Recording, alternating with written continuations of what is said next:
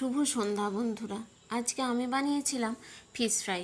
Fish fry বানানোর জন্য আমি এখানে একটা মশলার পেস্ট বানিয়ে নিচ্ছি। ধনেপাতা, পুদিনা পাতা, 1 টেবিল চামচ আদা বাটা আর 4 থেকে 5 কোয়া রসুন, ভালো করে একটা মিহি পেস্ট বানিয়ে নিতে হবে। ভিডিওটা প্রথম থেকে শেষ পর্যন্ত দেখবার অনুরোধ রইল। স্টেপ বাই স্টেপ ফলো করুন। একদম দোকানের থেকে ভালো ফিশ ফ্রাই আপনারা বাড়িতেই বানাতে পারবেন। মাছগুলোর মধ্যে আমি লেবু আর নুন ভালো করে মেখে নিচ্ছি। আপনারা কে কোথা থেকে আমার ভিডিওটা দেখছেন একটু কমেন্ট বক্সে লিখে জানান। আর ভিডিওটি ভালো লেগে থাকলে লাইক, কমেন্ট, শেয়ার করুন আর সাবস্ক্রাইব করে পাশে থাকার চেষ্টা করুন।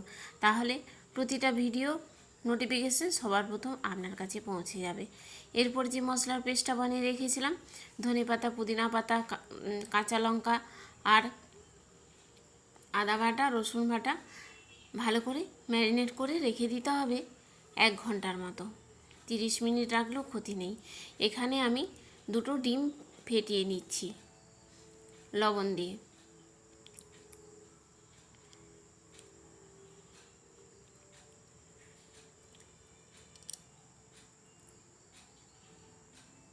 এরপর আমি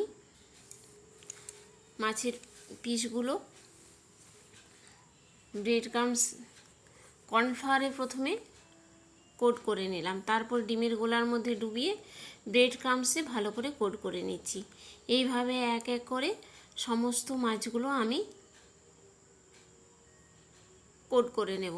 প্রথমে কর্নফ্লাওয়ারে ডুবিয়ে নিচ্ছি, ভালো করে ঝেড়ে নিতে হবে কর্নফ্লাওয়ারে দিয়ে।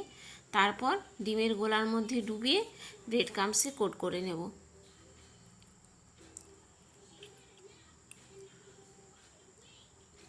স্টেপ বাই স্টেপ এভাবে আপনারাও বাড়িতে বানাবেন। আপনাদেরও এত সুন্দরই ফিশ ফ্রাই হবে।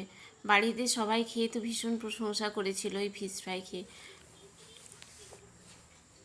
এরপর আমি তেলটা ভালো মতো করে গরম করে নিয়েছি।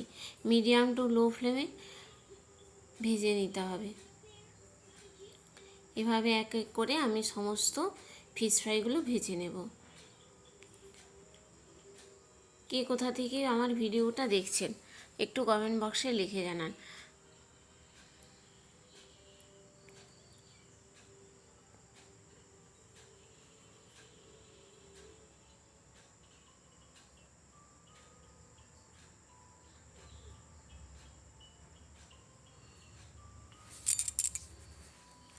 এইভাবে আমি সমস্ত ফিশ ফ্রাইগুলো ভেজে নিচ্ছি।